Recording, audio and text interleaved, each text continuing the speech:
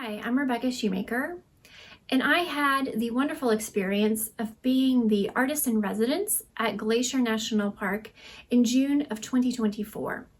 I make what I call thread paintings. You can see examples of my work in progress behind me. From a distance, my work looks like a traditional landscape painting, but when you get up close to them, you realize that they're actually made out of fabric and hundreds of different colored threads that I sew primarily with my sewing machine. In June, I got to live inside Glacier National Park. I spent most of my time hiking, being inspired by everything I was seeing around me, making art while I was in the park, and then sharing my art with other park visitors. I lived alone in the park, and so I really appreciated that there were several opportunities to go on ranger-led hikes while I was there. In the latter half of June, there was a ranger-led hike almost every day of the week. And so I would go to the National Park website and look at where the hikes were going to be offered, and then I would just meet up with the ranger there. I didn't have to make any reservations. And it was great because the rangers would share lots of information with me about the park. They would point out what plants we were looking at. They pointed out bear trees, which are where the bears like to rub up against a tree and will leave some of their fur behind. I would have missed those had I not been with a ranger. And they also shared a lot of information about the ecology and history of the region. I did start my series while I was in the park, but I definitely got going on it when I got back home into my studio.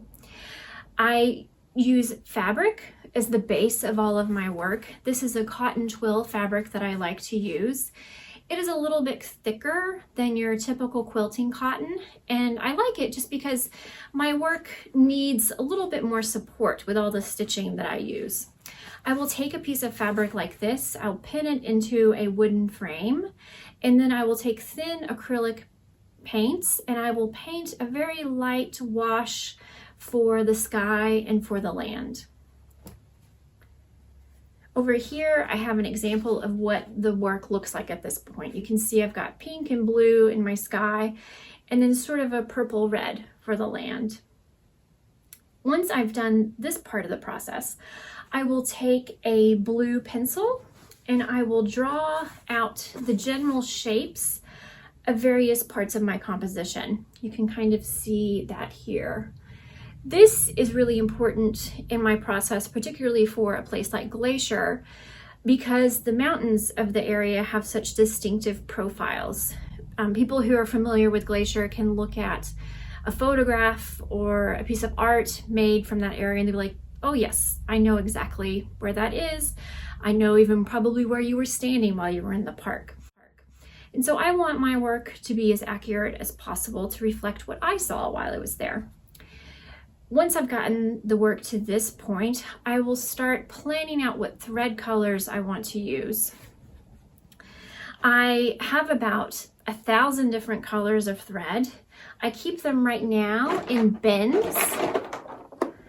So you can kind of see my pink threads here.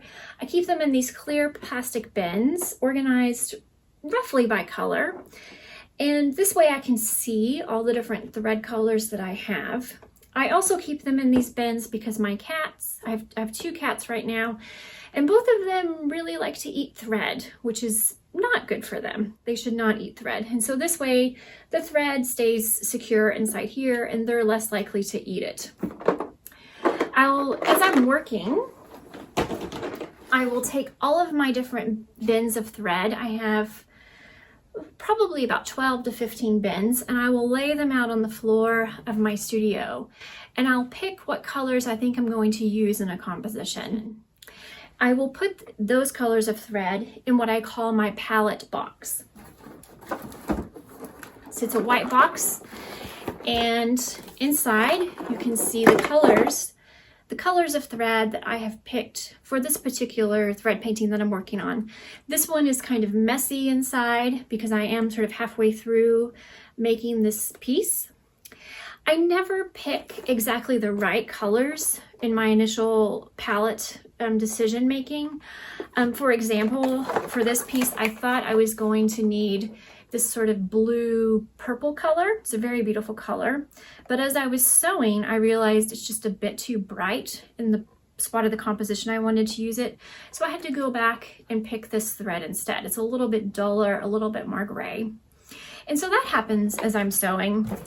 And if I'm having a really busy day of sewing, my thread boxes over here will just get piled with thread. And so at the end of the day, I will have to sit down and sort through them, kind of tidy up a little bit so that I'm ready for the next day. To start stitching, I use an embroidery hoop. It's an 8-inch embroidery hoop like this one. I will put the fabric inside the hoop, and I'll try to make sure that the fabric inside the hoop is nice and tight, and I will start sewing. Here is an example of what the work looks like halfway through. You can tell that my edges of my work are a bit messy. There's lots of little hanging threads. I don't worry about those very much. When I frame them, the edges are covered, so you can't really tell, that the edges are frayed. They're nice and secure on the back of the work. But this is what it looks like when I'm, about 40% of the way through in this piece. So right now I'm working on everything inside this hoop here. You can tell that I've stitched over here. And so I started the piece over here. I took the hoop and I had it originally on this side of the work. I sewed as much as I could in that hoop. And when I was done, I took the hoop off, I took the piece of fabric and I very gently ironed the fabric as flat as possible. And then I moved the hoop over here and rehooped it. And so that's just sort of how I do my work. I do sort of one hoop at a time and go across the composition of the work. When I start sewing, I use primarily a zigzag stitch on my baby lock machine back here. Most sewing machines can do this process. There are a few things you have to do to the machine to tweak it so it'll work. I won't go into the technical details of that right now, but it is very similar to free motion quilting. If I have any people who do free motion quilting listening to this, it's a very similar process. I will put my hoop underneath the foot of my sewing machine, thread my needle, and start stitching. I do change threads fairly frequently as I'm working, and I will often layer different colors on top of each other. For example, I'm working on this tree right here, this sort of cedar tree, and it's composed of a lot of different colors that overlap each other. And so I'll put down one color, kind of cover in most of the tree with one basic color, and then I'll add a darker shade for more depth, and then I'll add lighter shades as well. And so even just an individual thing like a tree can have around 6 to 7 colors in it whenever it's done.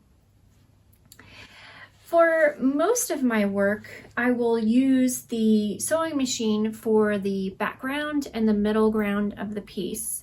When I get to the foreground of the piece, which is the part of the landscape that's closest to you, I will start using some thicker threads that I will stitch by hand. Here are several of my different thicker threads that I like to use when I'm hand stitching. I keep these in bins as well so that my cats are safe from all the thread. And I have lots of different materials in here. There's a lot of pearl cotton threads. I have some thicker cotton tape and some silk ribbons. I found these really cool velvet covered threads a couple of years ago. I haven't quite figured out what I'm going to do with them yet, but I love the texture so much that I went ahead and bought them. And so the handwork can take an additional amount of time just to add some depth and texture that helps create that sense of illusion of 3D space that I really like in my artwork. My time in Glacier is very special to me. It was marked by a sense of separation and of quiet reflection. Glacier is a fairly remote park to get to, at least for me. It took me about 2.5 days of driving to get to the park. And then where I lived in the park, there wasn't any cell phone coverage. There was very limited internet access.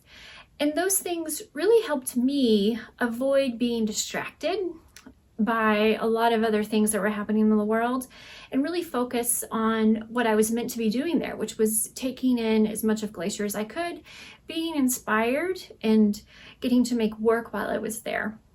Glacier is a very special place to many people for innumerable reasons. It's a place that deserves our respect and deserves our efforts to protect and preserve it for future generations.